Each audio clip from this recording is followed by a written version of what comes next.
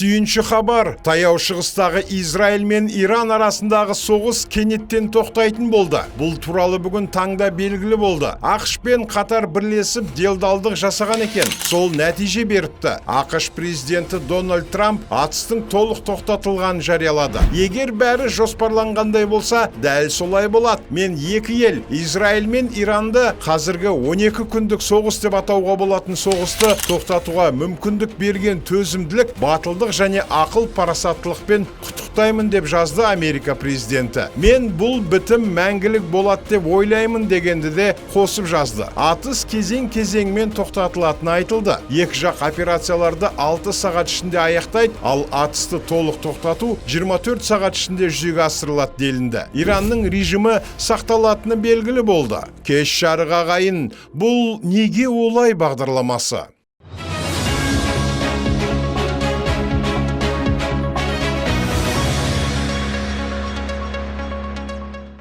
Иранның атысты тоқтату туралы келісіміне Қатар премьер-министрі мен Иран басшылығы өкілдерінің телефон арқылы сөйлесуінен кейін қол жеткізілген. Иран Қатар Америка ұсынысына келісетінін растады. Бұл ретте Израиль әлі ресми түсініктеме берген жоқ. Алайда Израиль үкіметінің дерек көзі бұған дейін науқанды аяқтауды қалайтынын білдіріп, мұны Вашингтонға жеткізген. Ал бұған дейін ахуал өте күрделі болып тұрған еді. ақш президенті Американың ауыр бомба тасымалдаушы ұшақтары Ирандағы жер астында жұмыс істеп тұрған негізгі ядролық өнеркәсіп ошақтарын жойды деп мәлімдеген. Ал Иранның ақпарат құралдары жойылмағанын, тек зақымданғанын айтып жатыр. Тіпті бомбалауға дейін 60-90 метр тереңдегі өнеркәсіптердің басқа қауіпсіз жаққа көшірілгенінде сөз болуда. Мұның анық қанығы жуық арада ашылса керек. Қалай болғанда да Иран режимі оңайлықпен жан бермейтіні анық байқалды. Неге KZ ақпараттық сараптамалық порталы таяу шығыста соңғы күндері болған жағдайлар туралы және оған қатысты Қазақстандағы шаралар жайлы бірқатар маңызды ақпараттарды жариялаған. Портал материалдарынан мынадай мәліметтерді оқып таныс болдық. Ұлыбритания премьер-министрі Кир Стармер ақштың Ирандағы ядролық инфрақұрылымға қарсы әскери әрекеттерін қолдайтынын мәлімдеді. Ол Иранның ядролық бағдарламасы жаһандық қауіпсіздікке төнетін елеулі қатер екенін атап өтті. Стармер өзінің X әлеуметтік желісіндегі жазбасында Иранның ядролық қару жасауына жол беруге болмайтынын, ал ақштың әрекеті бұл қатердің алдын алуға бағытталғанын атап өтті. Иранның ядролық бағдарламасы халықаралық қауіпсіздікке үлкен қауіп. Иран ешқашан ядролық қару жасауға мүмкіндік алмауы тиіс. ақш бұл қатерді жою үшін тиісті шаралар қабылдады деп жазды Ұлыбритания үкіметінің басшысы.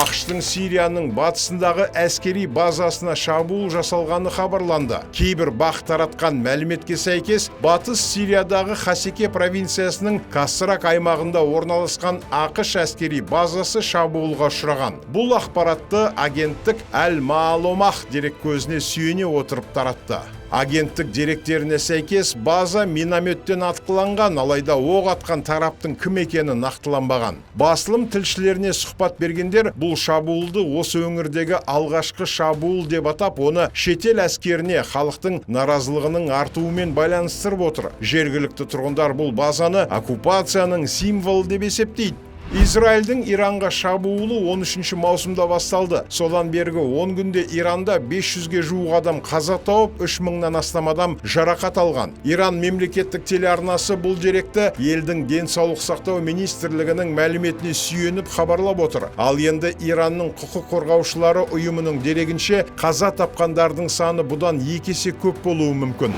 Ресей президенті Владимир Путин әлемнің 3-ші дүниежүзілік соғысқа қарай сырғуы мүмкін екен мәлімдеді. Оның айтуынша бұл жағдайға Иран мен Израиль арасындағы шиеленістің күшеюі себеп болуы мүмкін деп хабарлайды РБК. Президенттің сөзінше қазіргі геосаяси жағдай, соның ішінде Украинадағы қақтығыс пен Иранның ядролық объектілері төңірегіндегі шиеленіс әлемдік қауіпсіздікке тікелей қауіп төндіреді. Қақтығыстардың әлеуеті өте жоғары және бұл бізге тікелей әсер етеді. Украинадағы жағдайдан бөлек Иранның ядролық объектілері айналасында арасындағы ахуалда алаңдатады, деді Путин. Оның сөзін РБК тікелей эфирде таратты. Ресей басшысы таяу шығыстағы жағдайға ерекше назар аудару қажет екенін айтып, барлық тараптарды қақтығысты бейбіт жолмен шешуге шақырды. Премьер-министрдің орынбасары, ұлттық экономика министрі Серік Жұманғарин Иран-Израиль текетіресінің Қазақстанның сыртқы саудасына қалай әсер етіп жатқанын айтты. Қазір болжам жасауға ерте, жағдай қалай өзгеретінін күтіп отырмыз. Бейбіт келісімге қол жеткізіледі деп үміттенеміз. Не жоғалтамыз дегенге келсек, бәрінен бұрын Иранға азық-түлік жеткіземіз. Бұл оқиға ол саудаға әсер етпейді деп ойлаймын. Қайткенде де